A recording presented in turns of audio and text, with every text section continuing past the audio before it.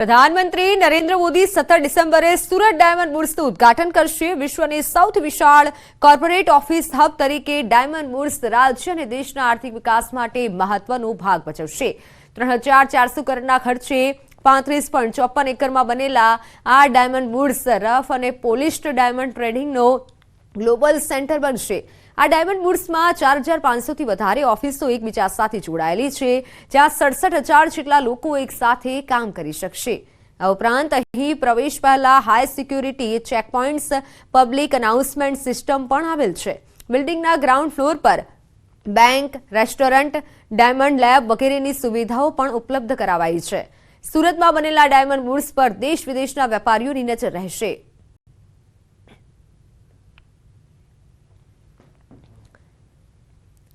તો સુરતમાં હીરા બુર્સની પ્રતિકૃતિ બનાવાઈ છે। ફ્લોરા જ્વેલર્સે હીરા, સોના અને ચાંદીની પ્રતિકૃતિ 2 કિલોની બનાવી છે। સુરત બુર્સની પ્રતિકૃતિ તૈયાર કરી છે। હીરા બુર્સ આઇકોનિક બિલ્ડિંગ હોવાથી પ્રતિકૃતિ બનાવી છે। 7 રાજ્યોના 35 કારીગરોએ આ પ્રતિકૃતિ તૈયાર કરી છે।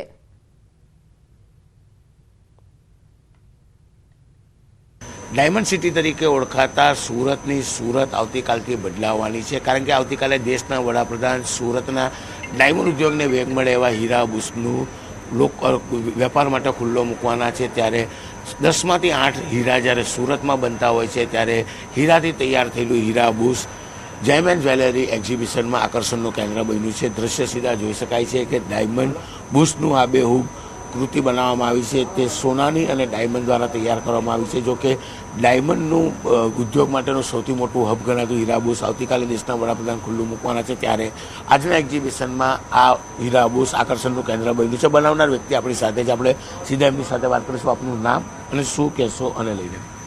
Jatin Kakadiya, Flora Jewels private limited. આ એક ભારત શ્રેષ્ઠ ભારત અને આત્મનિર્ભર ભારતનું એસટીબીનું આ બેજોડ પ્રતિકૃતિ અમે બનાવી છે। 35 જેટલા અમારા કારીગરોએ અલગ અલગ રાજ્યના એમણે આ 60 દિવસની એમની અગાધ મહેનત છે થી અમે આ બનાવી છે। કેટલા ડાયમંડ લાગ્યા છે, કેટલું સોનું વપરાયું છે અને કેટલા દિવસની મહેનત? 60 દિવસની મહેનત છે અને અંદાજે 2 કિલો મેટલ યુઝ થયું છે। પંચ ધાતુ અમે યુઝ કરી છે હીરા સાથે, અને અંદાજે 7000 જેટલા નંગ આમાં યુઝ થયા છે હીરાના। વેલ્યુ ગણીએ તો કેટલી વેલ્યુ કહી શકાય? આની વેલ્યુ તો એનું કારણ છે કે અમે આ પ્રતિકૃતિ આવતીકાલે માનનીય પ્રધાનમંત્રી મોદી સાહેબ જ્યારે એસટીબીનું ઉદ્ઘાટન કરવાના છે ત્યારે અમે એમને આ પ્રતિકૃતિ ભેટ આપવાના છીએ। એટલે પ્રતિકૃતિ આ ભેટ આપવાના છીએ એટલે આની કોઈ અનમોલ વસ્તુ છે, કિંમત ન હોય। બિલકુલ, દેશના વડાપ્રધાન કાલે સુરત આવવાના છે અને હીરા બુર્સ જ્યારે ઉદ્યોગ માટે ખુલ્લું મૂકવાના છે ત્યારે ગિફ્ટ પેટે આ કલાકૃતિ તૈયાર કરવામાં આવી છે તે તો આપવામાં આવશે। પણ સૌથી મહત્ત્વની વાત છે, કલાકૃતિ હોય કે ઓરિજિનલ ડાયમંડ બુર્સ હોય, અલગ અલગ રાજ્યના તમામ લોકો એકત્ર થઈને આ બુર્સ તૈયાર કર્યું છે। એટલે કે કલાકૃતિ બનાવનાર જે મજૂરો કારીગર છે તે બી અલગ અલગ રાજ્યના છે અને ડાયમંડ બુર્સ બનાવ્યું છે તેમાં અલગ અલગ પ્રાંતના શ્રમિકો છે। એટલે કે કહી શકાય કે ડાયમંડ બુર્સ ચર્ચાનું કેન્દ્ર છે અને ચોક્કસ આ ડાયમંડ બુર્સ સુરતની ઓળખમાં એક નવા 4 ચાંદ ઉમેરે તેવું દેખાઈ રહ્યું છે। કેમેરામેન ભરત બ્રહ્મભટ્ટ સાથે કીર્તેશ પટેલ, ન્યૂઝ 18 ગુજરાતી, સુરત। તો મહત્વના સમાચાર, પીએમ મોદી આવતીકાલે સુરત આવશે। પીએમના સ્વાગત માટે સુરતમાં ભવ્ય તૈયારીઓ કરવામાં આવી રહી છે। પ્રદેશ ભાજપ પીએમનું ભવ્ય સ્વાગત કરશે। વિવિધ 6 પોઈન્ટ ઉપર પીએમનું સ્વાગત કરવામાં આવશે। ભાજપના 5-4 કાર્યકરો સ્વાગત કરશે। ધારાસભ્યોને પ્રધાનમંત્રીના સ્વાગત માટે જવાબદારી સોંપવામાં આવી છે। ઓએનજીસી બ્રિજ પાસે, ઓપી ફાર્મની સામે મનભરી ફાર્મ પાસે સ્વાગત કરવામાં આવશે। રોડ મટીરીયલ ડેપો પાસે, Dalmia farm, CB Patel cricket stadium પાસે સ્વાગત કરાશે। ભાજપના કાર્યકરો ઉપરાંત મોટી સંખ્યામાં રત્ન કલાકારો પણ પ્રધાનમંત્રીને આવકારશે। રત્ન કલાકારો આવકાર બાદ કાર્યક્રમમાં જોડાશે।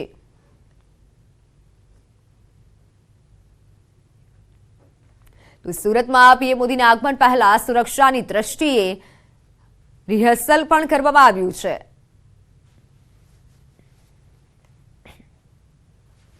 વડાપ્રધાન નરેન્દ્ર મોદી આવતીકાલે સુરતના મહેમાન બનવા જઈ રહ્યા છે। ડ્રીમ સિટી ખાતે આવેલા હીરા બુર્સના ઉદ્ઘાટન માટે આવી રહ્યા છે, ત્યારે આગલે દિવસે દ્રશ્ય સીધા જોઈ શકાય છે કે તેમના કોન્વેની રિહર્સલ કરવામાં આવી રહી છે। જે પ્રકારે કોન્વે આવી રહ્યો છે. દ્રશ્ય સીધા જોઈ શકાય છે કે સુરત ખાતે પહોંચશે. સુરત ખાતે આવીને પહેલા એરપોર્ટનું ઉદ્ઘાટન કરશે, ત્યારબાદ તેઓ સીધા સુરતના ખજોદ ખાતે આવેલા ડ્રીમ સિટીના ડાયમંડ બુર્સ ખાતે પહોંચશે. ત્યાં આગળ ડાયમંડ બુર્સમાં પ્રથમ વિઝિટ કરશે, ત્યારબાદ 2000 જેટલા મહેમાનો જે દેશ વિદેશથી આવેલા છે તેમને સંબોધન કરશે. સૌથી મહત્વની વાત છે કે ડાયમંડ બુર્સ હીરા ઉદ્યોગનું સૌથી મોટું એક સપનું હતું. ડાયમંડ બુર્સમાં 45,000 કરતાં વધારે ઓફિસો આવી છે. દેશ વિદેશના બાયરો અહીંયા હીરા ખરીદવામાં આવશે. કહી શકાય કે ડાયમંડ સિટી એટલે કે સુરતને ડાયમંડ સિટી તરીકે ઓળખવામાં આવે છે અને 10માંથી 8 હીરા જ્યારે સુરતમાં તૈયાર થતા હોય છે ત્યારે ડાયમંડ ઉદ્યોગને વેગ મળે તે માટે ખાસ તૈયાર કરવામાં આવેલું હીરા બુર્સ આવતીકાલે હીરા ઉદ્યોગકારો માટે ખુલ્લું મૂકવાના છે. ત્યારે આ હીરા બુર્સનું ઉદ્ઘાટન કરવા દેશના વડાપ્રધાન નરેન્દ્ર મોદી ખુદ આવી રહ્યા છે. ત્યારે દ્રશ્ય જોઈ શકાય છે 24 કલાક પહેલા એટલે કે આવતીકાલે ઉદ્ઘાટન છે એ પહેલા જ દેશના વડાપ્રધાનના કોન્વેની રિહર્સલ ચાલી રહી છે. દ્રશ્ય સીધા જોઈ શકાય છે કે આવતીકાલે આ જ સમયે દેશના વડાપ્રધાન હીરા બુર્સ ખાતે પહોંચશે. સૌ પ્રથમ આવ્યા બાદ હીરા બુર્સની મુલાકાત કરશે. પ્રથમ બ્લેક ગાડી છે, બ્લેક ગાડીમાં આગળ બેસીને તેઓ આવશે. સતત તેમનો કોન્વે છે આવી રહ્યો છે. કહી શકાય છે હીરા બુર્સની મુલાકાત બાદ તેઓ અહીંયા કહી શકાય કે એક સભાને સંબોધવાના છે. 2000 જેટલા તમામ હીરા ઉદ્યોગ સાથે જોડાયેલા અગ્રણીઓ અને 2000 કરતાં વધારે મહેમાનો વિદેશથી સુરત આવવાના છે.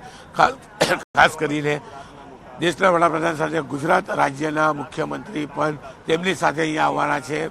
1 કલાક જેટલી તેમની સભા ચાલશે, કારણ કે સુરતનો સૌથી મોટો ઉદ્યોગ હીરા ઉદ્યોગ કહી શકાય છે. ત્યારે હીરા ઉદ્યોગને હીરા બુર્સ શરૂ થયા બાદ સૌથી મોટો વેગ મળે તેવી શક્યતાઓ દેખાઈ રહી છે. લાંબા સમયથી હીરા બુર્સની આતુરતાથી રાહ જોવાઈ રહેલી, જોકે સુરતને એક સાથે અનેક સોગાતો આવતીકાલે મળવાની છે. હીરા બુર્સ તો ઓપન થશે, સાથે સાથે સુરત એરપોર્ટને ગઈકાલે જ ઇન્ટરનેશનલ એરપોર્ટનો દરજ્જો આપવામાં આવ્યો છે. એટલે કે તેના નવા ટર્મિનલ બિલ્ડિંગનું ઓપનિંગ સાથે સુરતથી 2 ઇન્ટરનેશનલ ફ્લાઇટોને બી લીલી ઝંડી દેશના વડાપ્રધાન આપે તેવી શક્યતાઓ દેખાઈ રહી છે. કેમેરામેન ભરત બ્રહ્મભટ્ટ સાથે કીર્તેશ પટેલ, ન્યૂઝ 18 ગુજરાતી, સુરત. તો મોરબીથી મહત્વના સમાચાર. મોરબીમાં વધુ એક મહિલાનું હાર્ટ એટેકથી મોત નીપજ્યું છે. ટંકારાના વીરપર ગામે મહિલાને હાર્ટ એટેક આવ્યો. 47 વર્ષીય મહિલાને અચાનક છાતીમાં દુખાવો થયો. સિવિલ હોસ્પિટલમાં તબીબે મહિલાને મૃત જાહેર કર્યા. ટંકારા પોલીસે અકસ્માતે મોતનો ગુનો નોંધી તપાસ હાથ ધરી છે.